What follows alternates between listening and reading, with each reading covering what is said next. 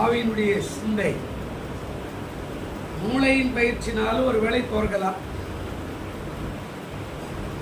முழங்காலின் முயற்சிகள் ஒரு நாள் என்ன செய்யாதா தோற்காது.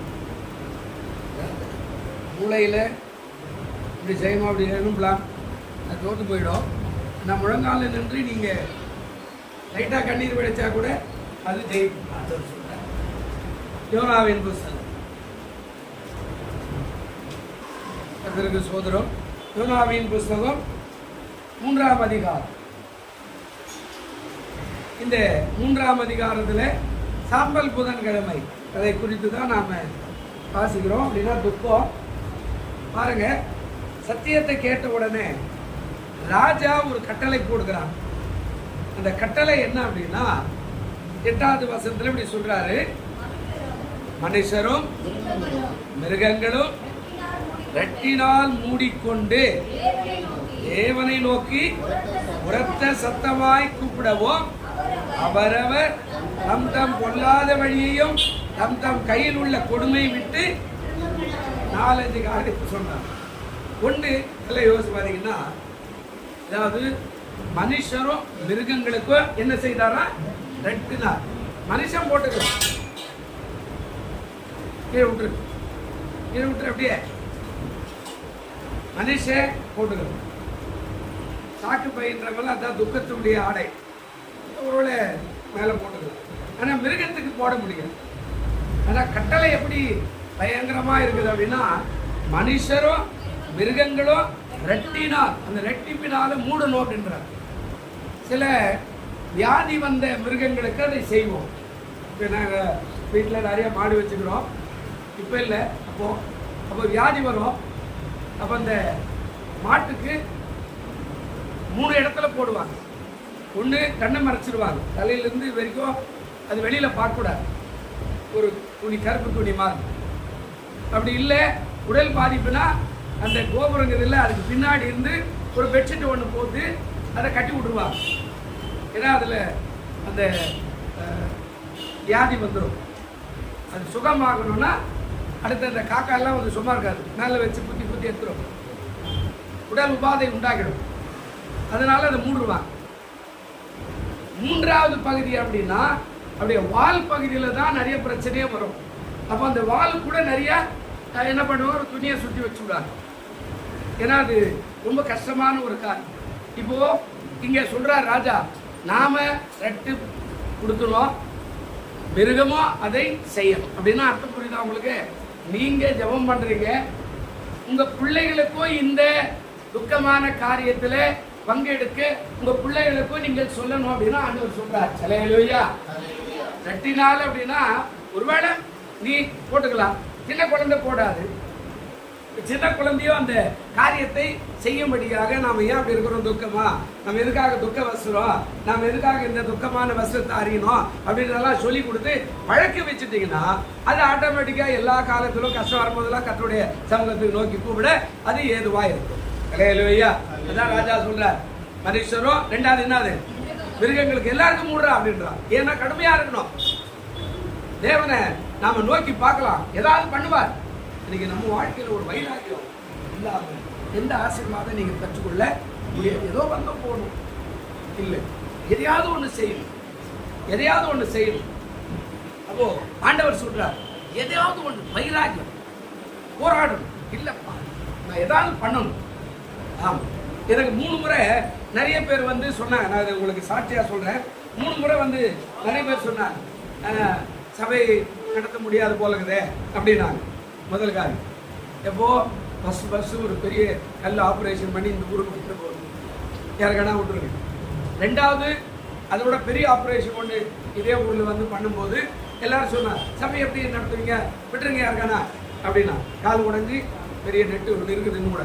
அதை பண்ணும்போது அது 6 மாதம் 10 படிக்க ஆகிட்டோம், நடக்க முடியாது, அதுக்கு போல பிரச்சனை. 3வது முறை இப்போ லேட்டஸ்டாக பண்ணும்போது கூட சொன்னாங்க, சபையை விட்டுருங்க, எங்க உங்களுக்கு ரொம்ப பெரிய ஆப்ரேஷன் பண்ணிட்டாங்க எப்படி. நான் சொன்னேன், என்னை அழைச்சவர் அவர் செய்வார், நான் கண்டிப்பாக எழுந்து நிச்சயமாக நடத்துவேன் அப்படின்னு 3 முறையும் சொன்னேன். எதுக்கு இப்படி சொல்கிறாருன்னா, ரெட்டுடுத்தினா மிருகங்களுக்கும் மனுஷர்களுக்கும் சேர்த்து அவன் வைராகியமாக சொல்கிறார், கர்த்தர் ஏதாவது நமக்கு செய்வார். ஹல்லேலூயா. நீங்க அதை செய்யணும், நீங்க அதை சொல்லணும், நீங்க அதை செய்யணும். எப்படி கர்த்தர் ஏதாவது ஒண்ணு செய்வார். இந்த வருஷம் போயே தீருவையா, குடும்பமா ஜெபம் பண்ணு, குடும்பமா பாசிக்கிறோம், குடும்பமா ஏதாவது பண்ணுவோம். இன்னைக்கு கேட்ட வாயெல்லாம் ஐயா எப்படி நல்லா நடக்குதா சபை, ரைட் நல்லா நடக்குது, முடிஞ்சிருச்சு. ஏன்னா அவர் தான் ஒருத்தர் சொன்னார், உங்க வண்டியை வித்துருங்களேன், நான் வாங்கிக்கிறேன், உங்களால வண்டி ஓட்ட முடியாது இல்லை இப்போ. ஏயா என் வண்டி நல்லதாகுது, நான் கூட நல்லதாகிறேன், நல்லா ஓட்டுவேயா, கவலைப்படுறேன் அப்படின்னு பாருங்க. இப்போ வண்டி ஓட்டுறோம், அவரையும் உட்கார வச்சுன்னு போறோம். பாருங்க கர்த்தர் நமக்காக எதையும் செய்வார். அப்போ அந்த ராஜா கட்டளை எப்படி இருக்குதா, மனுஷரும் இருக்காங்களே என்ன செய்யறாங்க, ரெட்டினார் மூடினார்.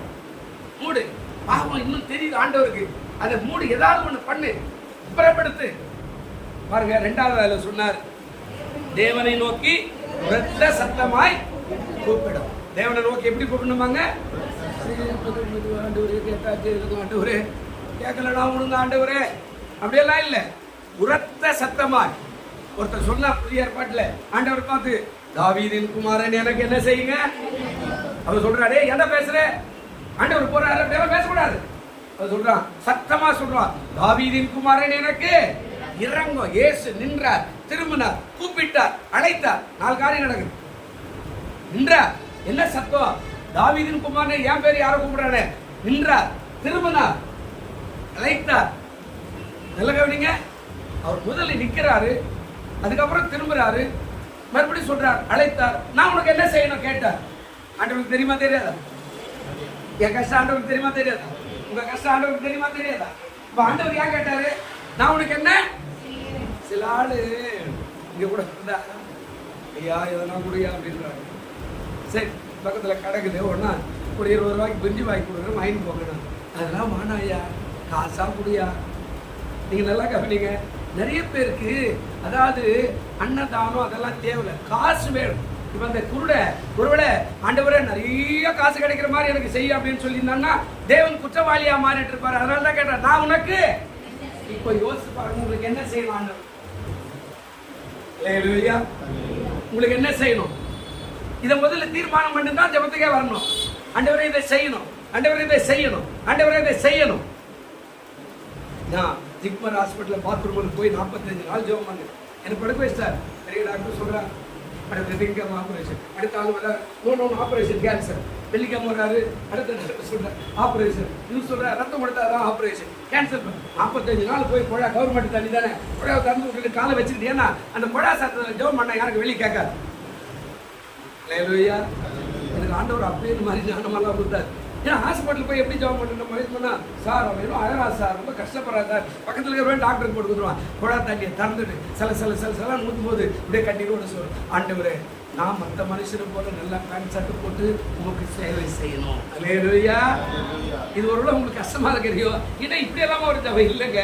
எனக்கு இங்க குடல்ல மோசம் போகுது, இங்க என்ன பண்ணுது யூரின் போகுது, இப்படி ஒரு டீப் இருக்குது, இங்க ஒரு டீப் இருக்குது, இந்த லுங்கி இப்படி தூக்கி கட்டுக்கிறேன், ஒரு சட்டை போட்டுக்கிறேன், நான் இப்படிதான் 3 வள்ளி மாதிரி தான் நடக்கணும், பேண்ட் எல்லாம் போட முடியாது, ஜட்டி எல்லாம் போட முடியாது, நான் ஓப்பனா பேசுறேன், எதுவும் போட முடியாது. இப்ப நான் கேட்கிறேன், இந்த வாலிபனை போல என்னை மாற்றினா நான் உமக்கு சேவை செய்கிறேன். அல்லேலூயா. முடியாதுன்னு சொன்ன டாக்டர் என்னை கூப்பிட்டு வச்சு ஆபரேஷன் பண்ணி வச்சாரு. ஆண்டவர் சொல்லிட்டாரு, நீ சத்தம் அப்படின்னா ரெண்டாவது என்ன உரத்த சத்தமான, அதுக்காக பக்கத்து ஊருக்காரங்கெல்லாம் வந்து கேட்கிற மாதிரி ஜபம் இல்லை, உரத்த சத்தமானா எப்படின்னா ஆண்டவருக்கு இன்னும் வைராகியமாய், தாவீதின் குமாரன் எனக்கு என்ன செய்யுங்க, இறங்குங்க,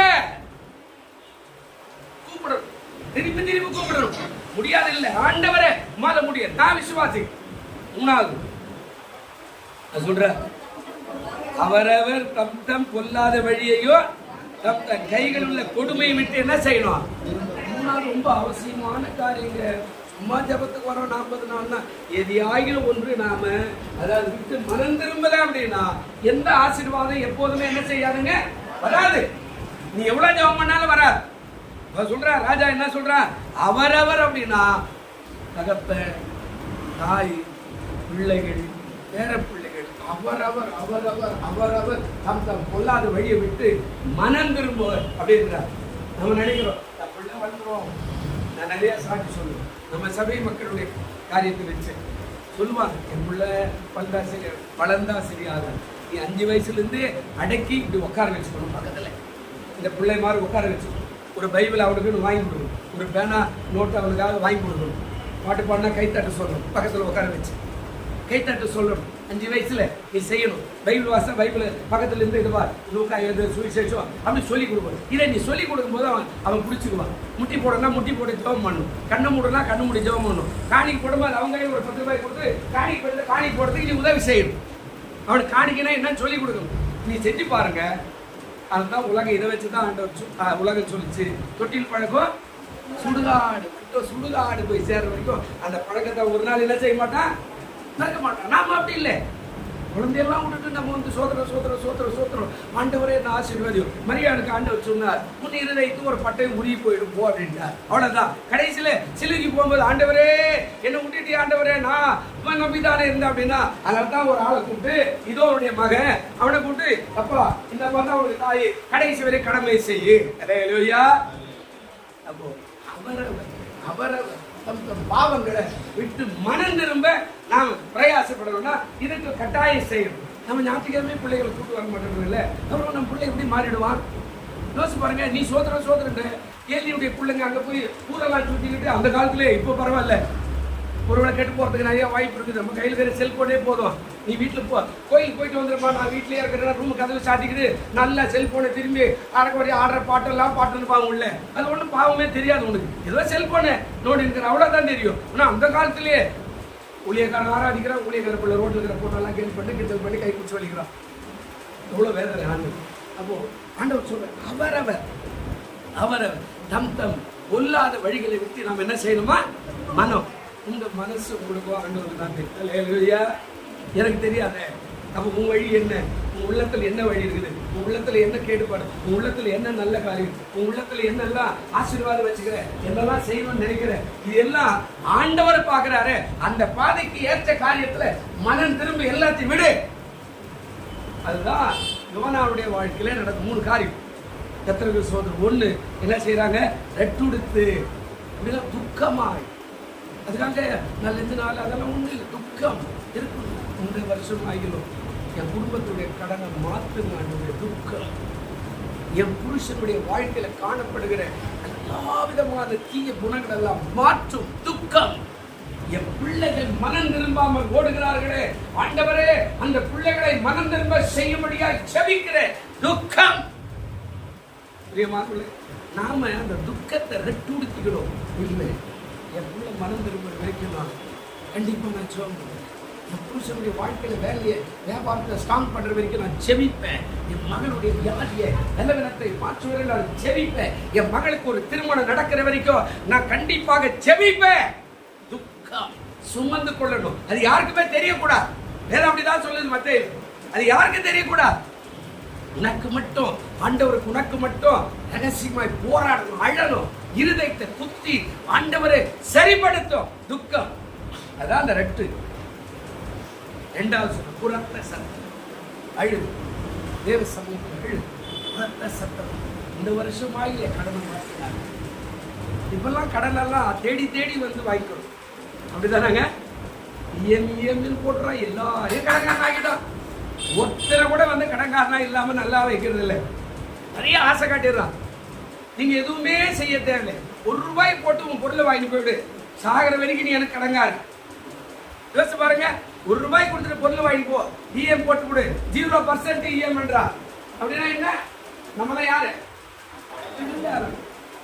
கடங்காரன். யோசிச்சு பாருங்க. ஆண்டவர் எல்லாவற்றையும் ஆண்டவர் சொல்றாரு மாற்று. அப்போ 1 அவர் நட்டுடுத்தினான், 2வது பொல்லாத, அதாவது உரத்த சத்தமாய் கூப்பிட்டான், 3வது பொல்லாத வழி விட்டு திரும்பணும். கர்த்தர் நம்மை ஆசீர்வதிப்பார். கண்களை மூடு, எழுந்திருப்போம். நல்ல பிதாவே, இந்த மாலை பொழுதுக்காய் நன்றி. இந்த நாளில் இந்த வார்த்தையை கேட்டுக்கொண்டிருக்கிற, பார்த்து கொண்டிருக்கிற எல்லா பிள்ளைகளையும் ஆசீர்வதியும். நாம மைப்படட்டும். விசேஷமா இன்றைக்கு ஆராதனைக்கு வந்து ஜெபத்துக்கு வந்து கலந்து கொண்டு அத்தனை பேரையும் பிதா குமார பரிசுத்த ஆவியின் நாமத்தில் ஆசீர்வதிக்கிறேன். அவர்கள் ஜெபத்தை கேட்டு ஆசீர்வதித்து இந்த வருஷம் ஆகிய அவர்களுக்கு நன்மையும் சுகத்தையும் பலத்தையும் கொடுத்து உதவி செய்வீராக. இயேசு கிறிஸ்துவின் நாமத்தில் ஆசீர்வதித்து அனுப்புகிறேன். இயேசுவின் நாமத்தில் வேண்டிக் கொள்ளுகிறோம் எங்கள் ஜீவனுடைய நல்ல பரலோக பிதாவே.